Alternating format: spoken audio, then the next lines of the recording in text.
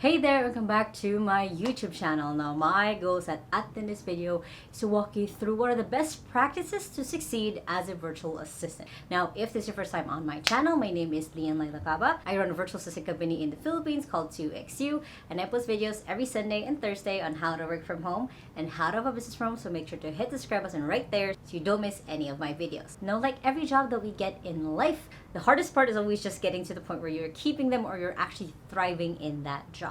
So I'm going to walk you through best practices that I've seen and I've taught also to a lot of virtual assistants on how to really succeed and again get to the point where you're thriving and not just doing the job but actually loving what you're doing. First up is to keep learning new tasks. So what I mean by this is being a virtual assistant is an ever-evolving line of work. And one of the ways you can always get ahead is by learning new things. There could be a better way that you are doing your social media management right now. There could be a better way that you could be managing your clients' emails or calendar. So always looking out for what are different things that you can learn from other people's experiences. It could be going through a course. You could be watching more YouTube videos like these. It could be reading articles, but it's always important that you are keeping yourself just up to date. What's something else that you can learn? What's a trick? What's a software that you can now use? Because again, it's one of the ways that you can just keep yourself up to date on how else you can get better, how else you can work on your skills as a virtual assistant. Next is it's really important that you create checklists. Now what I mean by this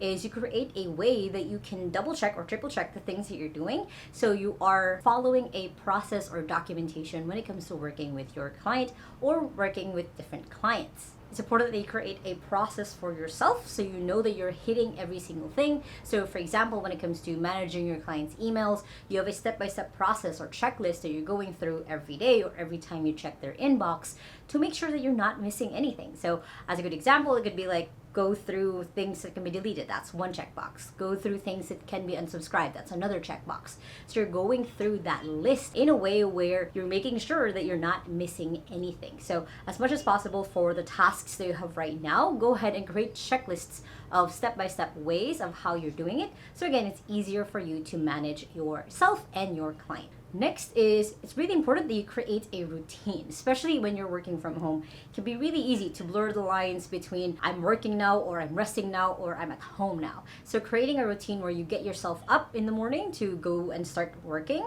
So for example, for me, my routine is I meditate, I journal, I read a book, I water all of the million plants that I have in my own room before I actually open up my laptop and work on my one thing. It's usually my own morning routine. And at night, an hour before I want to go to bed, I close my laptop, everything is done. I've also set the priorities that I want to focus on for the next day. I usually then again read a book, usually fiction this time, non-fiction in the morning, and I slowly get myself to doing my whole skin routine, face routine, everything else before I go to bed. So I have a way where I can break, okay, this is now Leanne at home mode and then Leanne at the office mode, even though I work from home. So try to create something like that for yourself where you are keeping yourself grounded and not just waking up to work or go to a meeting. Next is it's really important that you learn how to prioritize. Now, I've done a ton of videos on productivity tips on how to prioritize things, but it's really important that you yourself, you have essentially coping mechanisms to help you prioritize, especially as you might start to get overwhelmed. It's normal to get overwhelmed, especially if you're new to a job, but it's important also that you know how to prioritize your own projects and tasks if you're working with different clients, how to prioritize their own projects across two of them. So it's making sure that you have that clarity on what to do next. One of the ways that people usually procrastinate is they don't know what the next thing is or what this next small step is to kind of jumpstart that momentum. So prioritizing as a skill is going to be really important for you to succeed moving forward.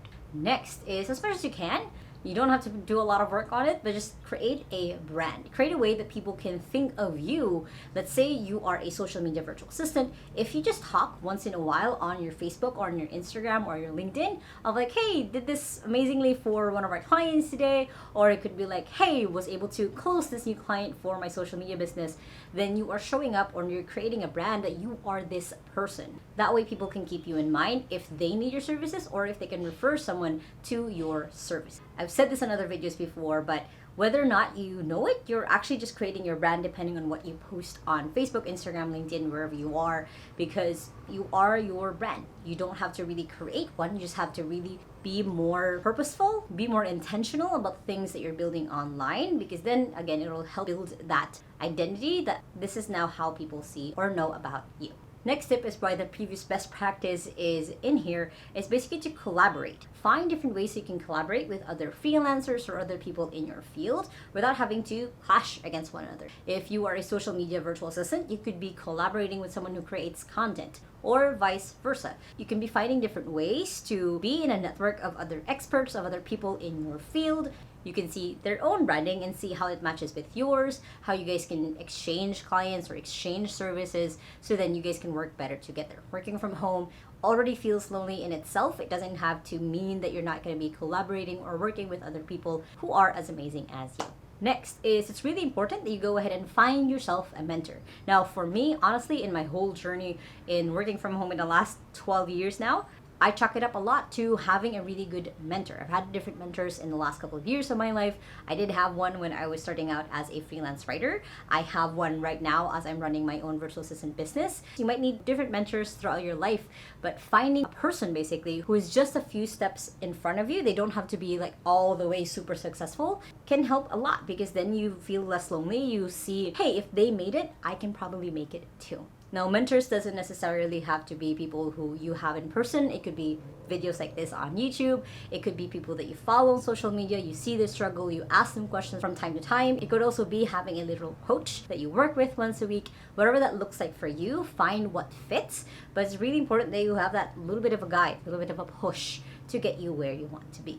Next is a tip that I kind of said in the beginning, which is to make sure that you double and triple check things. So what I mean by this is usually a term that I use for a lot of our EAs, is before you send anything out or as you're doing your work, make sure to double and triple check what you're doing. This is just an additional skill to really master. It's just the attention to detail. Is that any time you send something out, double check for grammar mistakes, double check for spelling mistakes, double check if it's the message that you want to send out. There is a discernment between double checking things and just taking action, because you might be overthinking it, but that's why I'm just saying double and triple check. Check it the second time, check it the third time, and then send it out. Don't wait for too long. Don't procrastinate. Don't be scared to send it out. Once you're just like, hey, this is already good, then send it out to the world so you can focus on the next thing that you're working on. Next thing is to learn to manage your time. Kind of same thing with creating your own routine. Managing your own time is very important, so you know how to give estimates, you know how to actually even schedule things on your calendar, because you know how long things take. So the best way to be able to manage your time is to start measuring. How long does it actually take you to clean out your clients' emails? How long does it actually take you to create content? How long does it take you to study? That way, again, it's going to be easy for you to be more flexible, to more adaptable as you're going throughout your day, as you're working with your client, rather than if you were having to struggle and juggle different things, you know, okay, exactly how long this would take. And even as things pop up through the day, you can easily just move things around so you don't have to struggle with having to balance too many things at once. Next big tip is to keep showing up. One of the more difficult things about having a career, a business, anything in life is to just keep showing up. It's that consistency that actually makes or breaks someone, or is the defining line sometimes of being successful or not. So if you're having a really hard day, show up anyway the next day. You might want to take a break and pause, which is really important, but you want to make sure that for yourself at the very least, you keep showing up. Whatever that looks like for you, is you're showing up in one way or the other, because you know that this is your life. This is the life that you're building for yourself, for your family, for the people that you're taking care of. So know that a lot of people have gone through what you're going through. That means a lot of people have survived, have surpassed, have succeeded in the things that you want to succeed in. So just keep that in mind. That's why it's important to collaborate, to have mentors, to keep studying, because when you keep showing up, you keep seeing other ways other people have shown up as well. Now, one of the best practices when it comes to being a virtual assistant is to set goals for yourself. And this is super important. Work is a part of your life. There's no such thing, honestly, for me, of work-life balance, because work is in your life. That is part of your day-to-day. It's part of your living. It's part of how you survive to the next thing, and how you get to the point where you're thriving is when you set goals for yourself. So, for example, if I didn't have 2XU as a business, that would be one of my goals that I'll be setting for myself, is starting my own agency or my business. And now that I have 2XU, I just have bigger and bigger goals for myself. They're including 2XU, a lot of them, but my goals for being able to do speaking gigs, for being able to start another business, for being able to get to the point where I can do one pull-up.